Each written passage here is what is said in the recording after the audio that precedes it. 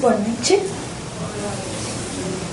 Eu estou muito feliz de estar aqui de novo para falar de Paulo. Vocês não devem estar mais aguentando me ver aqui, né? Mas é o último dia, então depois vocês não vão mais me ver aqui falando de Paulo. Hoje a gente vai começar a estudar as epístolas. É verdade que a gente vai dar mais ênfase para as epístolas de Paulo, mas tem outras que a gente vai ver aqui agora. Então, quando a gente vai estudar não só as epístolas, mas quando a gente vai estudar os textos das Escrituras, de uma forma geral, a gente precisa sempre lembrar o quê? Eles foram escritos em uma cultura, em uma época, com características diferentes da que a gente vive hoje em dia. Então, não adianta a gente querer simplesmente pegar uma das cartas de Paulo e tentar adaptá-la aos nossos dias. Se a gente pegar uma das epístolas e tentar fazer isso, não vai funcionar. Então, o que é que nós temos que fazer? Nós temos que pegar todas as informações disponíveis que nós temos e nós que temos que fazer essa viagem. Nós que temos que voltar lá atrás e tentar entender a cultura, tentar entender os costumes, a linguagem, porque a época de Paulo, quando ele escreveu essas epístolas, e até mesmo todo o Novo Testamento, o Velho Testamento também, a gente precisa entender que a linguagem hebraica, né, ela é uma linguagem que ela fala o coração. Ela não tem assim, ela é muito direta. Ela não tem aquela coisa muito abstrata, de muito enfeite, que, né, até mesmo a cultura grega e romana tem. Quando a gente vai ler, a gente consegue ver essa diferença muito clara. Por quê? Porque a linguagem hebraica, ela evoca muito mais do que ela descreve, né? Ela quer fazer você sentir alguma coisa. E ela é muito mais baseada em experiências. Então, por isso que a gente vê que, né, o Novo Testamento todo rico em parábolas, em coisas do dia a dia, porque era assim que eles escreviam naquela época, né? Porque você fala assim, nossa, mas Jesus veio com uma linguagem tão simples, ele podia falar a linguagem crística. Quem quer entender? Ninguém. Então, toda vez que nós formos estudar qualquer texto daquela época, quando a gente for remeter ao cristianismo primitivo, vamos fazer isso de coração. Vamos tentar entender tudo, porque o que a gente vai absorver disso é muito maior. Porque a linguagem deles, gente, é muito rica. Quando a gente pega um exemplo, quando Jesus fala, vós sois o sal da terra. O que ele quis dizer com isso? Por que sal? O sal naquela época conservava os alimentos. Não tinha geladeira, freezer, né? Essas coisas não tinham. Então o que acontece? Quando ele fala, vós sois o sal da terra, será que ele não estava querendo dizer assim, os verdadeiros cristãos são aqueles que vão modificar isso aqui? Porque pega um pacote de sal e vai fazer uma carne e você coloca meio quilo de sal. Transforma. Então foi isso que ele quis dizer. Daí a gente vai percebendo o que essa linguagem hebraica, a forma que ela fala. E vamos começar. Quantas são as epístolas? São 14 de Paulo, 2 de Pedro, 3 de João, 1 de Tiago e 1 de Judas.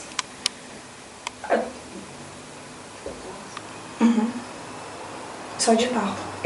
Daí a gente vê o motivo dele ter se destacado tanto enquanto apóstolo, né?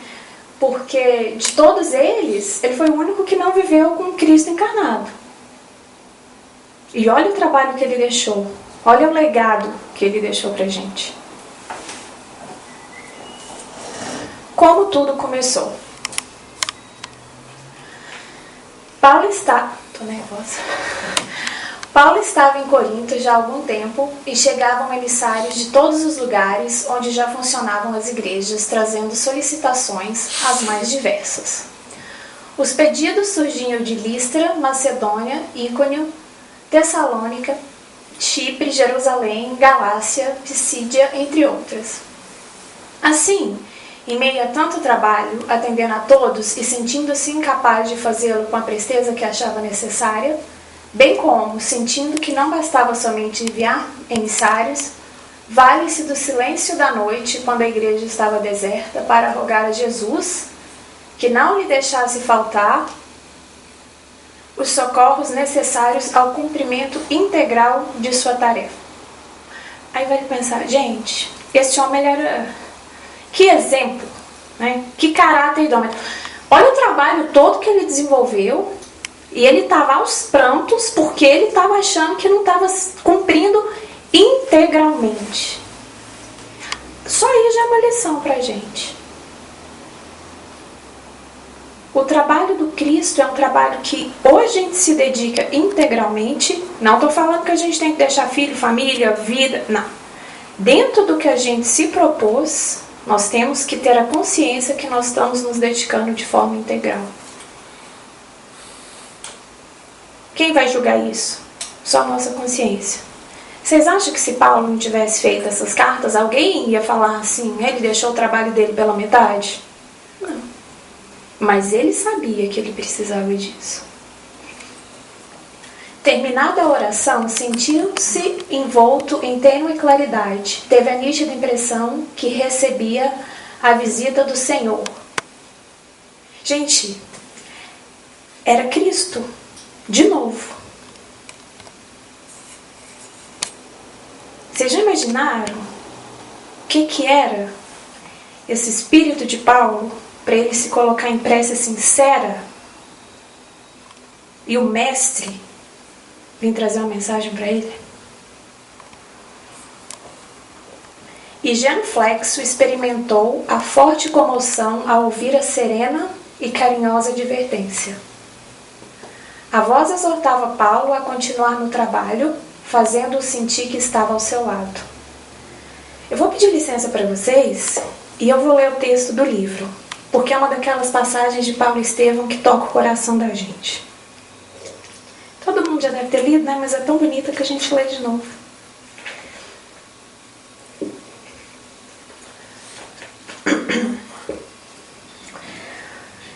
Valendo-se do silêncio da noite, quando a igreja se encontrava deserta, rogou a Jesus com lágrimas nos olhos, não lhe faltasse com socorros necessários ao cumprimento integral da tarefa. Terminada a oração, sentiu-se envolto em branda claridade, teve a impressão nítida que recebia a visita do Senhor. Genuflexo, experimentando indizível comoção, ouviu uma advertência serena e carinhosa. Não temas, dizia a voz. Prossegue ensinando a verdade e não te cales, porque estou contigo. Não te atormentes com as necessidades do serviço. É natural que não possas assistir pessoalmente a todos, ao mesmo tempo. Mas é possível a todos satisfazerem simultaneamente pelos poderes do Espírito. Procurou atinar com o sentido justo da frase, mas teve dificuldade íntima de o conseguir. Entretanto, a voz prosseguia com brandura. Poderás resolver o problema escrevendo a todos os irmãos em meu nome. Os de boa vontade saberão compreender, porque o valor da tarefa não está na presença pessoal do missionário, mas no conteúdo espiritual do seu verbo, da sua exemplificação e da sua vida. Doravante, Estevão permanecerá mais aconchegado a ti, transmitindo-te meus pensamentos, e o trabalho de evangelização poderá ampliar-se em benefício dos sofrimentos e das necessidades do mundo. Pois bem, de onde que partiram as inspirações das cartas de Paulo? Do próprio Cristo. É verdade que Estevão foi o médium no plano espiritual e Paulo médium no plano físico. Porque nem Paulo... Essas informações, essas ideias que estão nessas cartas, elas provinham da esfera de Cristos. Então Paulo tinha uma certa dificuldade sim de entendê-las. Então era como se, pelo intermédio de Estevão, chegasse até Paulo. E Paulo, porque a gente fala que Paulo era um médium no corpo físico? Porque no livro deixa muito claro que ele não as escrevia sozinho. porque ele achava que ele podia faltar inspiração para ele, né? Vai que eu não estou no bom dia, vai que eu não fiz a minha... Então ele se cercava de outros companheiros de missão para escrever essas cartas. Olha, gente, que carinho, né? Aí a gente fica... Cada hora é um tapa, né? A gente vai levando. Qualquer coisinha que a gente faz já fica aquela coisa presunçosa, assim, não, eu dou conta, imagina se eu não vou dar conta. Não, ele tinha medo de não dar conta. Ele tinha certeza que ele tinha mais alguém, que ele tinha ajuda. Às vezes a gente acha que agregar forças atrapalha. Na verdade... Que é mais fácil. Não é? E aí a gente vai ver lá na frente que a gente só vai evoluir a partir da unidade. Todo mundo junto. Não adianta fugir do próximo. Mas eu acho muito bonito nesse caso a gente ver o carinho, o cuidado, a responsabilidade que esse homem tinha enquanto trabalhador do Cristo. Então foram assim. Tá aí, estão as inspirações das cartas. Se a gente já achava que tinha que lê-las antes, a gente sabendo de onde que elas provêm, não precisa falar mais nada, né? Será que a gente precisa ler as cartas de Paulo? Emmanuel falou para Chico, Chico, lê as cartas de Paulo. Chico falou assim, as cartas de Paulo? Ele, elas são depósito de valiosos ensinamentos. Bom, gente, se Emmanuel mandou Chico ler, né? Acho melhor a gente catar as nossas e começar a ler bem rápido.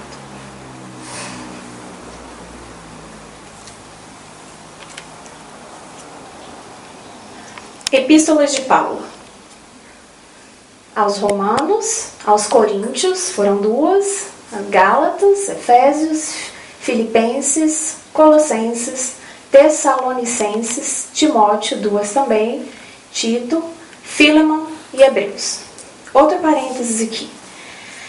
Essa epístola aos Hebreus tem um vulco-vulco ao redor dela, porque o que acontece? A grande maioria dos teólogos estudiosos afirmam que não foi Paulo que escreveu a epístola aos Hebreus. Por quê? Porque ela tem uma forma, toda a característica linguística, a forma que ele escreve, essa abordagem, ela é diferente de todas as outras que ele escreveu. Então, o que acontece? Todo mundo fala assim, uns até acreditam a Barnabé, falam assim, não foi Barnabé que escreveu, não foi Paulo. Só tem um problema. Esses estudiosos só precisam ler Paulo e Estevão. Só isso. Está escrito aqui. Foi a única epístola que ele escreveu do próprio punho. Todas as outras, a gente acabou de falar que ele se cercava de irmãos e ele não os escrevia. Será que fala que muitas vezes foi sentado chorando, escrevendo? Foi essa. Ele foi fazer uma pregação na sinagoga e né, virou chacota, assim, as pessoas o ridicularizavam e faziam graça. E Paulo tinha um temperamento forte, gente. Você não vou mais falar e pronto. E o velhinho fala pra ele, mais ou menos assim, não se cale, prossiga falando pros de nossa raça. E a passagem que está aqui, ela diz assim, o Senhor fala para ele assim, reconheço o exato sentido da vossa palavra, mas desejaria pedir-vos que este evangelho continuasse a ser ministrado aos de nossa gente. Há seguidores de Moisés, bem intencionados, que podem aproveitar o ensino de Jesus, enriquecendo-se com os seus valores eternos. Daí por diante, aproveitando as últimas horas de cada dia, os companheiros de Paulo viram que ele escrevia um documento a que dedicava profunda atenção. Às vezes, era visto escrever com lágrimas, como se desejasse fazer da mensagem um depósito de santas inspirações. Em 2 meses, entregava o trabalho a Aristarco para copiá-lo, dizendo: esta é a epístola aos Hebreus. Fiz questão de grafá-la valendo-me dos próprios recursos, pois que a dedico aos meus irmãos de raça e procurei escrevê-la com o coração. Para mim, está resolvido. Foi ele que escreveu. Porque até que me prove o contrário, Emmanuel não erra não, gente. E o que acontece? Depois, estudiosos da vida de Paulo começam a entender o quê? Que ele escreveu para um povo diferente. O povo hebreu já tinha a fé do Deus único. Ele já tinha um conhecimento diferente.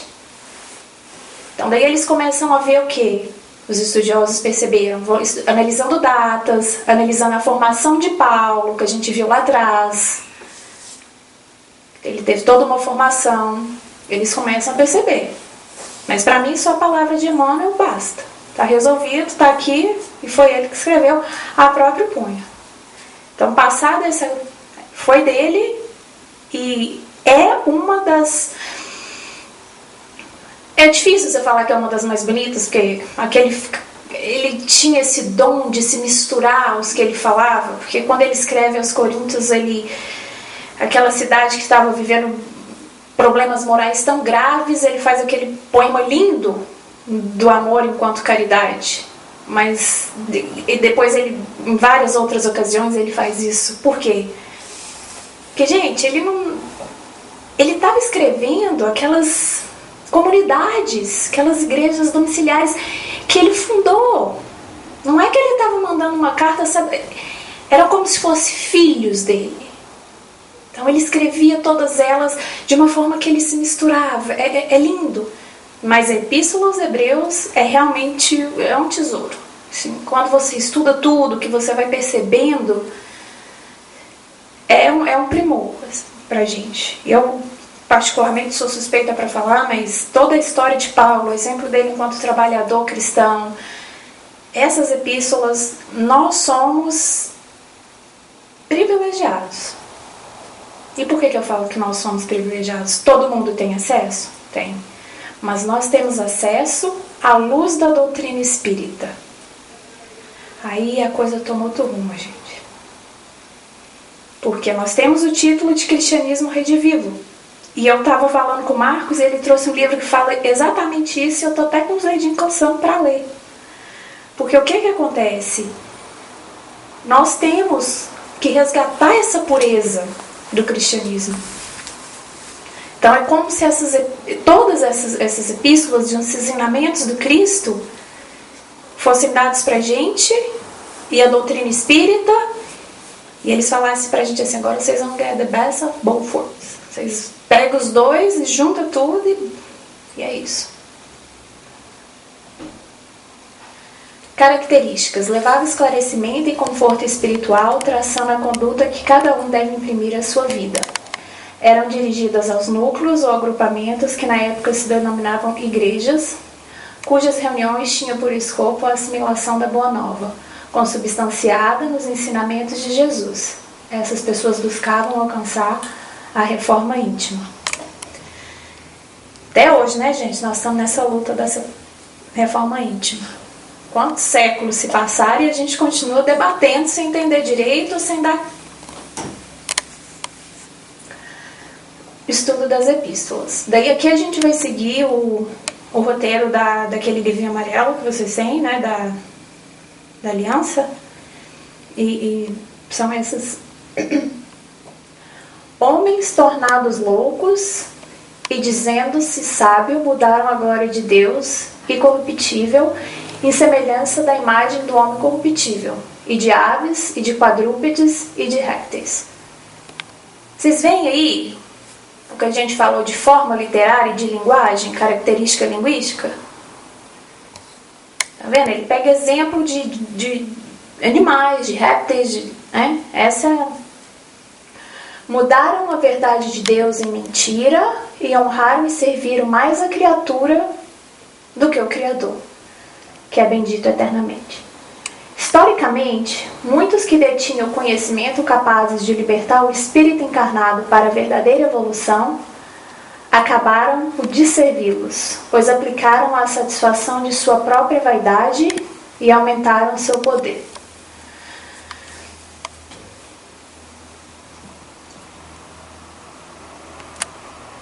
Quando Jesus vem na Terra, ele traz alguma fórmula, daquelas fórmulas dificílimas? Ele dá algum ensinamento mirabolante? Não.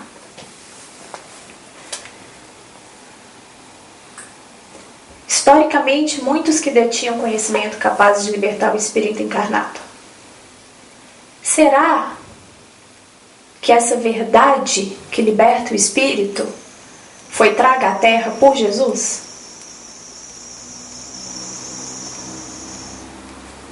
Não. Ela foi exemplificada pelo amor do Cristo. Mas ela já existia.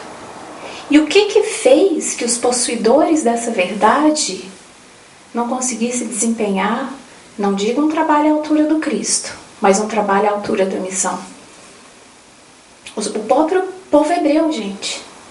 Ele foi o povo da aliança. Eles foram o primeiro a crer no Deus único. A missão deles era fazer aflorar o sentir.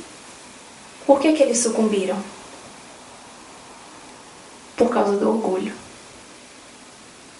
Então, quando Paulo diz assim, olha, muita gente já teve conhecimento dessa verdade, mas eles usaram em nome da vaidade e do poder. Quando Jesus vem, aí ele exemplifica. E aí a coisa toma outro patamar. E aí a gente tem que parar e tem que fazer aquela análise, né? Nós também não somos, quando eu digo nós enquanto doutrina espírita. Nós também não somos possuidores de verdades magnânimas. Somos. E isso torna a gente privilegiado? Não. Mas coloca uma batata quente na mão da gente. É uma responsabilidade maior.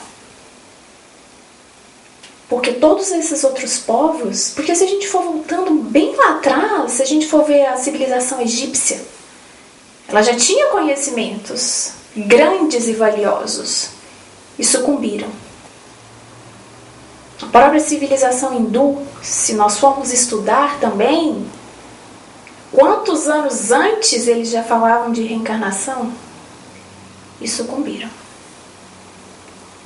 Então, eu acho que a gente tem uma obrigação de não permitir cada um, sabe aquela história do beija-flor que leva uma gotinha de água? Cada um fazendo o seu trabalho, da gente cuidar muito desse presente que a gente tem, que é a doutrina espírita, e não permitir que nós sejamos os próximos a sucumbir diante desse exclusivismo religioso. A nossa missão é abraçar, é agregar, é juntar. É isso que ele quis dizer aqui. O Espiritismo é a terceira revelação, é o Consolador prometido pelo próprio Cristo. É essa a riqueza que a gente tem à nossa mão. É aí que a gente tem que fazer o trabalho, é a essa altura. Então, quando ele diz assim, vários outros verdades, outras exierem acabaram usando em nome da vaidade para aumentar seu poder. Vamos rogar a Deus e cada um fazer a nossa parte para que a gente não seja próximo a sucumbir diante dessa chaga. Porque informação e exemplo nós temos. Os que ouvem a lei não são justos perante Deus, mas os que praticam a lei hão de ser justificados. Na luta dos sentimentos, na pugna incessante da carne, como espírito, somos ambivalentes. Como espíritos, temos prazer na lei de Deus.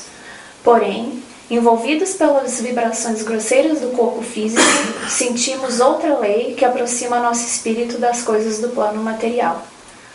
O desprendimento do mundo material liberta, modificando nossas disposições com referência ao entendimento das leis divinas, dando-nos condições de reestabelecer o equilíbrio dessa mesma lei desarmonizada por ele, reconstruindo o que destruiu por ignorância.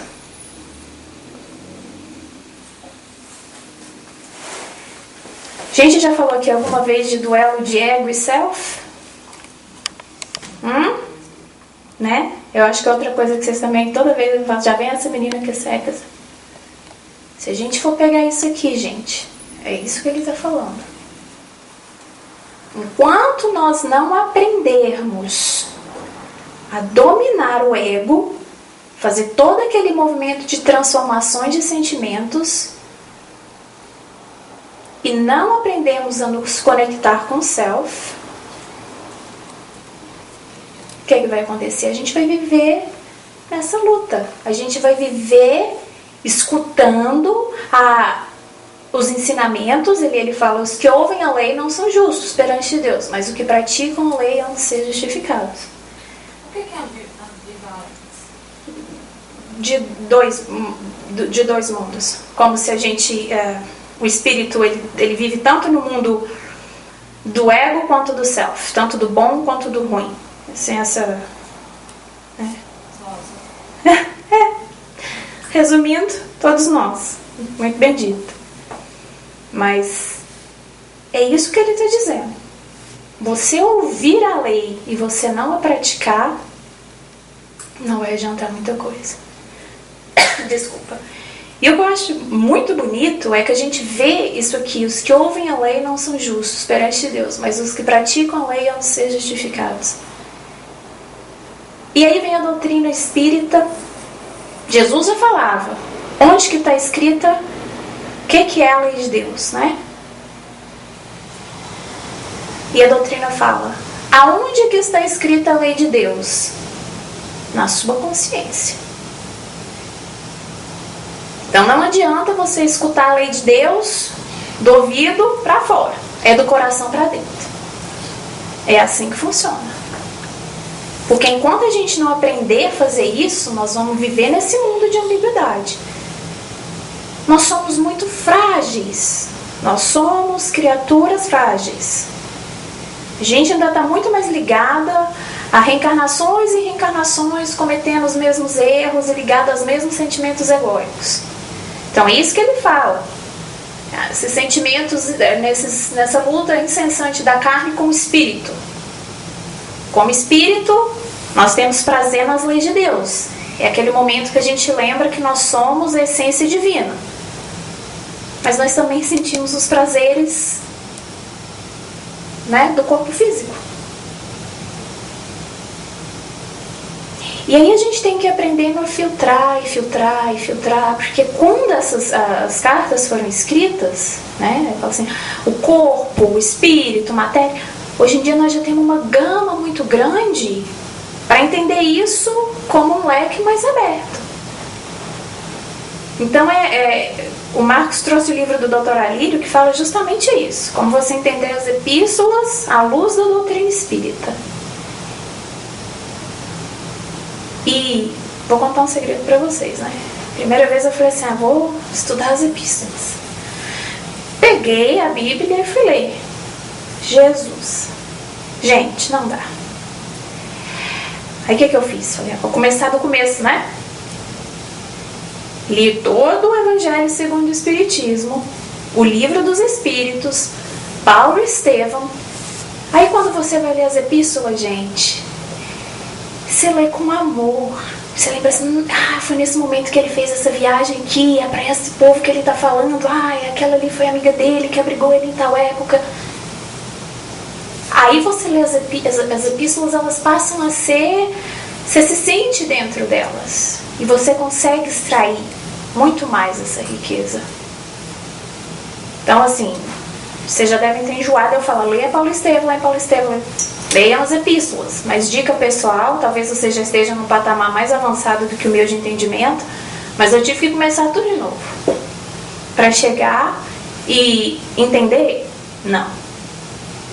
Para conseguir me ligar mais àquelas ideias. Porque, como a gente disse, são ideias crísticas. Para a gente entender e colocar em prática aquilo ali, mais algumas encarnações, se a gente continuar no rumo certo. Cada um de nós não saiba mais do que convém saber, mas saiba com temperança. A cada um de nós foi dada uma medida, de sorte que nem todos temos o mesmo grau de entendimento. É importante que não nos mostremos pseudo-sábios, mas que procuremos fazer bem o que saibamos fazer, assumindo atitude humilde e de autenticidade. Ficou difícil? Pega um livro do Dr. Alírio Cerqueira Filho e leiam, gente. Nós fizemos um estudo aqui do Espiritizar, que era isso aqui, ó. Quem fez o estudo lembra. E olha que lindo você pegar uma epístola de Paulo e você colocar com ele, que é um psicoterapeuta, e ele tem esse tipo de ideia.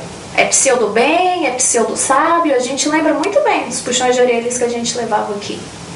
Então o que ele está falando aqui? Olha, o que foi dado para você, foi dado para você. Encara com responsabilidade. Mas não faz de conta que você está fazendo mais do que o que você faz, não. Você só vai prestar conta para a sua consciência, né? Então, precisa ficar com muito medo? Não, imagina. Essa daqui por si só já, né? A cada um foi dada uma medida, de sorte que nem todos temos o mesmo grau de entendimento. É importante que não nos mostremos pseudo-sábios, mas que procuremos fazer bem o que saibamos fazer, assumindo a atitude humilde e de autenticidade. Isso aqui mesmo já tinha sido nos mostrado antes, quando Jesus falou da parábola dos talentos. Vamos estudar a fundo e ver se não é isso. E aí a gente fez aquele estudo das parábolas todas, dos talentos, falando que é mais fácil enterrar, que você tem aquele movimento de fuga, que você sabe que você fazer crescer um dom que Deus te deu é muito difícil. Então às vezes a gente faz de conta que tá, né, enterra ali. Não...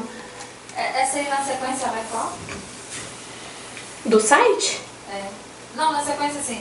Porque você está lendo naquela sequência primeira que você mostrou, né? Não, na verdade isso aqui é seguindo o roteiro da aliança, tanto que eu nem sei exatamente onde que está, mas são trechos que eles mesmos selecionaram para poder a gente estudar. Mas você tem o livrinho da aliança, não tem? Tá tudo lá, desse jeito assim, florzinha. O amor não seja fingido. Amai-vos cordialmente uns aos outros com amor fraternal. A ninguém torneis mal por mal. Procurai as coisas honestas perante todos os homens. Não vos vinguei a vós mesmos. Amor como regra de conduta, para vermos o lado bom de nosso semelhante, já que no estágio evolutivo em que nós encontramos, fácil-nos é notar em nosso próximo os defeitos que mais sobressaem em nós mesmos. Aquele movimento de reflexo. Alguém já escutou a gente falar aqui daquele movimento de reflexo? Mas hoje, pelo amor de Deus. Isso é Paulo. Olha que beleza. Devemos evitar vinganças ou fazer justiças com as nossas próprias mãos. As leis divinas se ocupam desse julgamento. Na verdade, as vinganças geram processos obsessivos extremamente prejudiciais ao desenvolvimento moral, prendendo-nos irresistivelmente ao passado. Bom, vingança com as nossas mãos, gente, precisa de ser dito. Deus é um Deus soberanamente justo e bom. Como é que passa na nossa cabeça que nós vamos conseguir fazer justiça melhor do que Ele fazia? Não dá, né? Quando ele fala assim, amar o próximo, amai-vos cordialmente uns aos outros com amor fraternal. É amar de verdade. Lembra o que a Joselma falou aqui domingo passado? Eu não lembro o livro, mas um diálogo de Jesus e Tiago, quando Tiago chega para Jesus e fala assim, Senhor, mas pelo que você diz, que você sempre vai ter que acertar as contas, né? Você sempre vai ter que ajustar as contas de todos os seus atos. Onde houver hoje uma vítima, amanhã vai haver um verdugo. e vai continuar sempre assim. E Jesus fala assim para ele: ai, Tiago, até tu ages como Nicodemos, quando ele fala do processo de nascer de novo. E Jesus pergunta para Tiago e fala assim: como se dá o processo de justiça na lei? E ele fala rapidinho, né? Porque essa a gente sabe, todo mundo sabe. Olho por olho, dente por dente. E aí Jesus fala assim: não, Tiago, não. E ele fala assim: como que você pode servir e amar ao Pai fazendo mal a uma das suas criaturas que seja?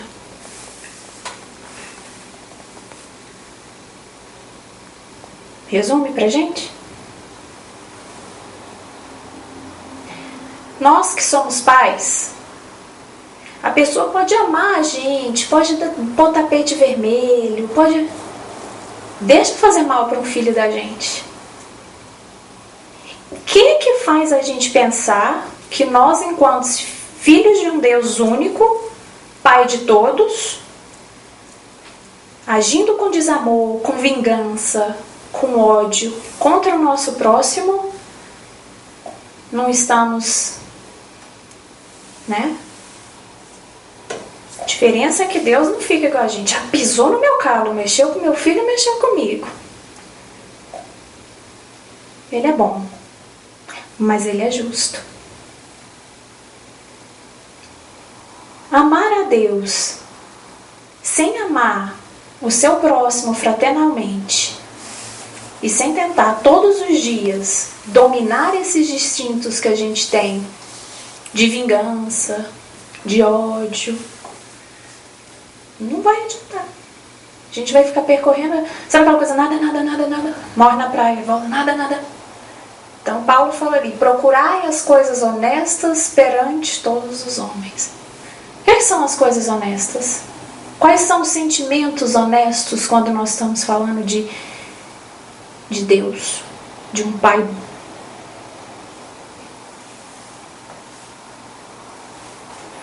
Quem ama, cumpre a lei.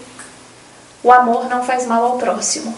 Se nos distanciarmos das paixões e vícios representados pelo apego à matéria, pela vaidade, orgulho, maledicência, cobiça, a gente nem se identifica mais com isso, né, gente? Né? Pouco, né? Poderemos dar lugar à penetração do amor em nosso íntimo e despertarmos do sono em que estamos mergulhados para a realidade de que os tempos são chegados. Rejeitemos, pois, as obras das trevas e revistamo-nos das armas da luz.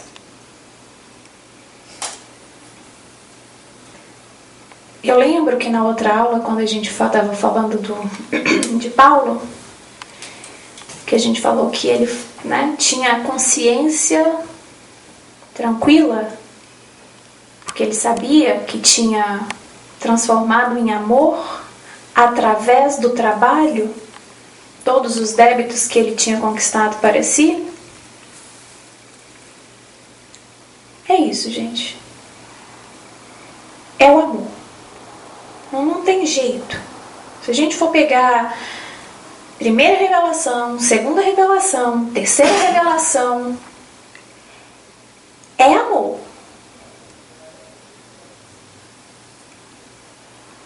O resto é teoria e a gente precisa chegar, enfiar a cara, estudar e exemplificar.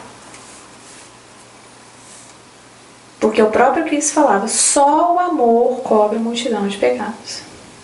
Se a gente for olhar pecado, o que é pecado, né? São todos os desvios de rota que a gente teve até hoje. Porque nós viemos dessa tradição, né, de católico, que pecado é só uma coisa horrível, horrorosa. Não.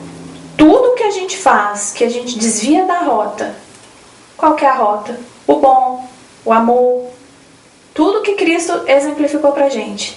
Toda vez que a gente desvia dessa rota, né, e só o amor é capaz de fazer tudo melhorar. Então, quando a doutrina espírita vem, e aí eu acho lindo, Porque, que fique bem claro, gente, eu não estou criticando outras religiões, eu não estou criticando, não é isso, mas a doutrina espírita fala assim pra gente, o amor sim, mas o amor em forma de trabalho e servindo ao próximo. Olha que lindo!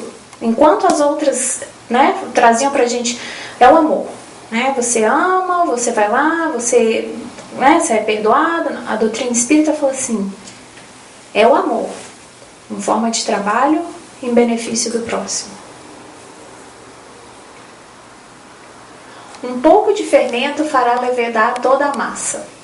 Devemos nos libertar dos vícios e paixões, não se utilizando a malícia e a maldade, mas sim aplicando a sinceridade e a verdade. O que acontece, né? Falei que nós somos frágeis. Frágeis? Moralmente frágeis. Então, quando ele fala assim, um pouco de fermento fará levedar toda a massa. A gente vive nessa luta, tentando nos ligar mais ao self do que ao ego. Então, cada vez que a gente põe um pouquinho de fermento, né? É uma fofoquinha sem maldade. Não, é só um comentário, né? Não leva a mal não, é só um comentário. O que é que faz? A gente instintivamente se liga a todos esses sentimentos que nós temos em nós que não são tão nobres. Então, quando ele fala só um pouco de fermento fará levedar toda a massa, acho que a gente pode lembrar do Cristo falando, orai e vigiai. Porque já está difícil, gente. Então, vamos prestar atenção. Qual que é o fermento que a gente está pondo? O que a gente está...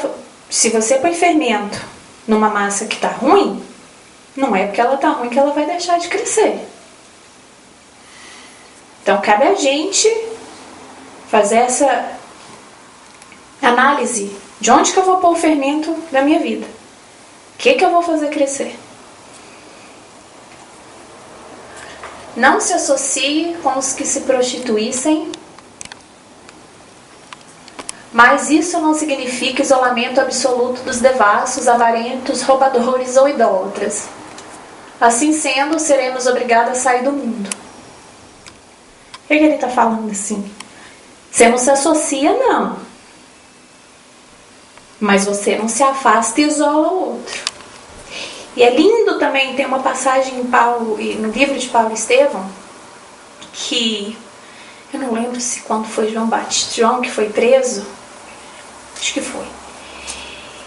E Paulo pede socorro a uma das preferidas do grande imperador.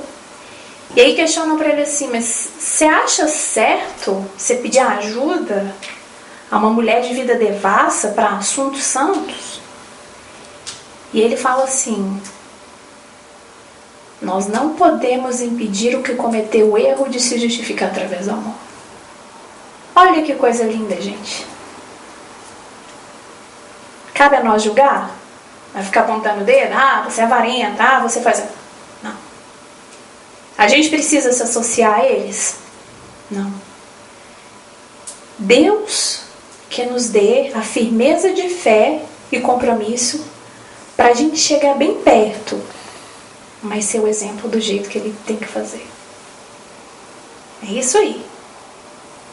A gente vive num mundo de provas e expiações. Se nós vivêssemos num mundo regenerado, ora aí seria fácil da gente não ter que conviver com avarento, com devasso, com ladrões, com idólatras.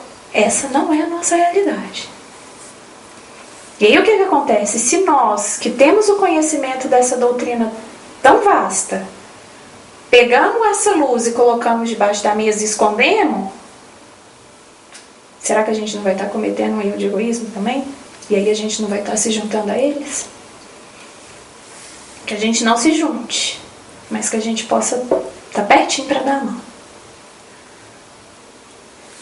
Embora todas as coisas me sejam lícitas, nem todas me convêm.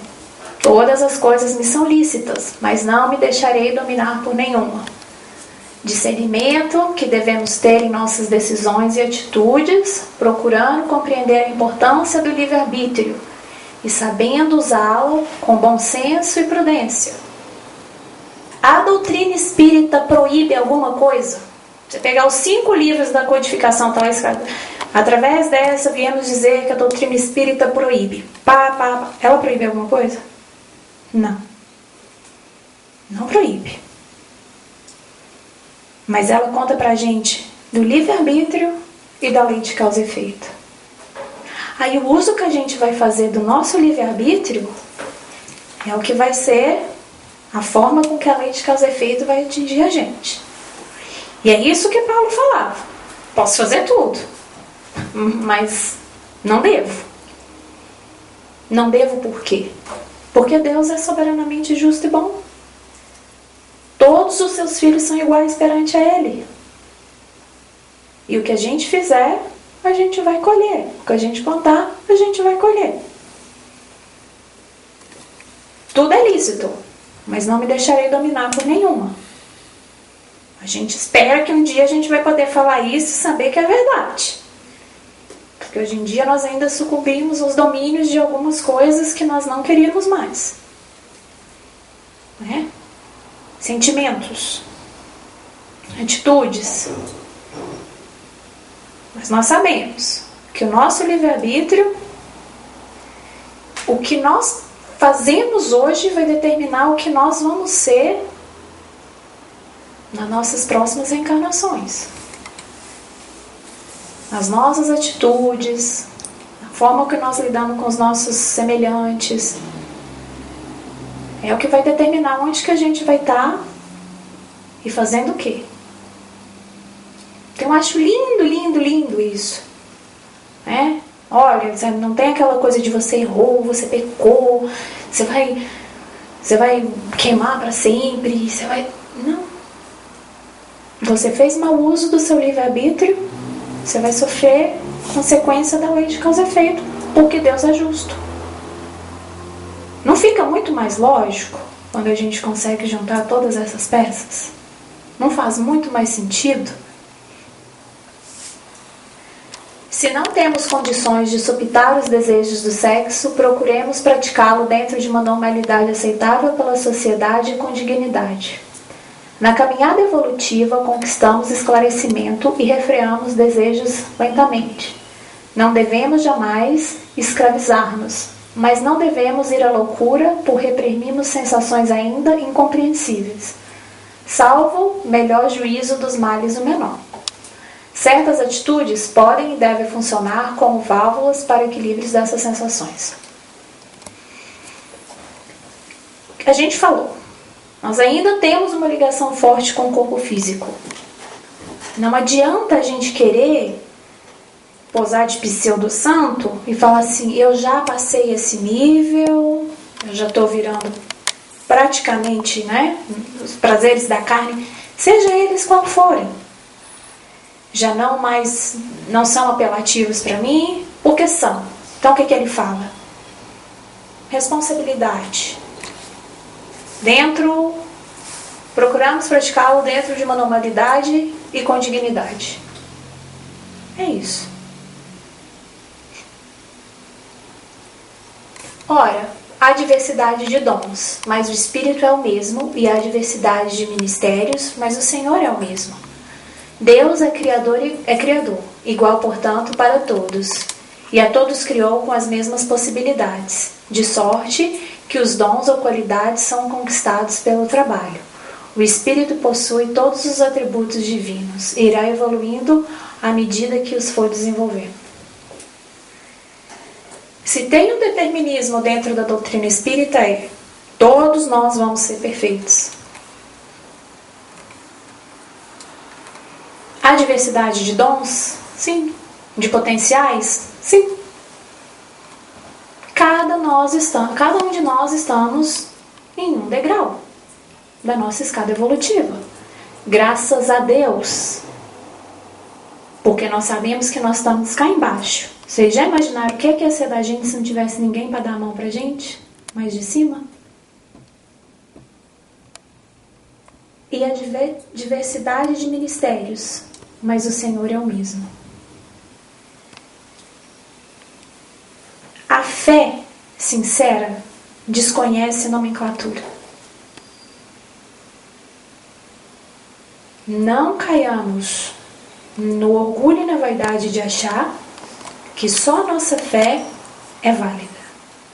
É bem verdade que o Espiritismo prega para a gente uma fé raciocinada, que difere e dá embasamento para a gente poder esclarecer coisas e lutar pela nossa reforma íntima de uma forma mais clara, mais coesa. Mas a fé, ela desconhece religião. A fé desconhece nome. É isso que ele está falando. Cada um tem o seu potencial, cada um está no seu momento. Existem, sim, vários ministérios, mas o Senhor é o mesmo. A fé verdadeira só serve a Deus. Inteligência suprema, bondade infinita.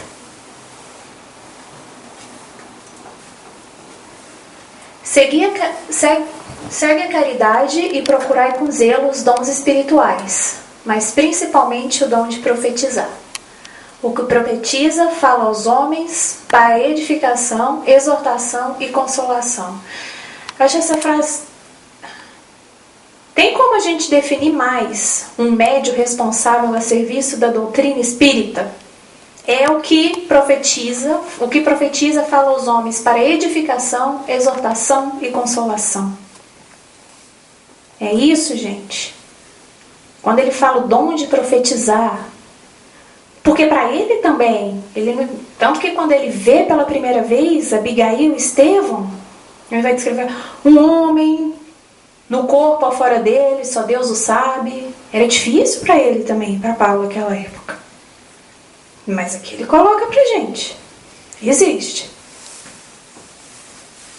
Paulo esteve com Jesus? Sim. Por mais de uma vez? Sim. O mestre estava no corpo físico? Não. O que é isso? Processo mediúnico. Então Paulo já falava pra gente. E eu acho lindo a forma que ele nos chama a responsabilidade. Edificação, exortação e consolação. É isso. Uso da mediunidade. Ele deu pra gente aí o guia. Né? A gente não pode fugir disso. Olha, tanto que a doutrina, o espiritismo, caminhou e trabalhou e labutou para a mediunidade ser uma coisa séria, uma coisa verdadeira, não mais uma coisa fenomênica, uma coisa de ligação dos dois lados. Então, quando ele fala para edificar, exortar e consolar, ele dá para a gente um guia. Porque assim como todos morrem em Adão, assim também todos serão vivificados em Cristo. Semeia-se corpo animal, ressuscitará corpo espiritual. Se há corpo animal, há também corpo espiritual. E há corpos celestes e corpos terrestres. Mas uma é a glória dos celestes e outra dos terrestres. A reencarnação e a evolução. Adão é o homem em seu estágio evolutivo inicial. Jesus representa o homem em seu mais elevado grau de evolução. Então, quando ele fala lá, porque assim como todos morrem em Adão, assim também todos serão vivificados em Cristo. O espírito utiliza-se do homem terrestre, o corpo, para sua evolução, renascendo quantas vezes forem necessárias a sua evolução. Nessa caminhada, o espírito evolui e a matéria também, já que o espírito evoluído necessita de um plano de manifestação condizente com seu grau evolutivo. Vocês conseguem ver, quando eu falei assim, estudar à luz da doutrina espírita? Lê primeiro o Evangelho segundo o Espiritismo, o Livro dos Espíritos, Paulo e Estevão. Você chega do trabalho um dia, teve aquele dia difícil, vou estudar as cartas de Paulo, e você lê isso. Vocês já imaginaram quanto tempo que vai demorar você por si só, né, pra gente ligar todo... Ah, então era isso que ele queria falar, era evolução, era reencarnação.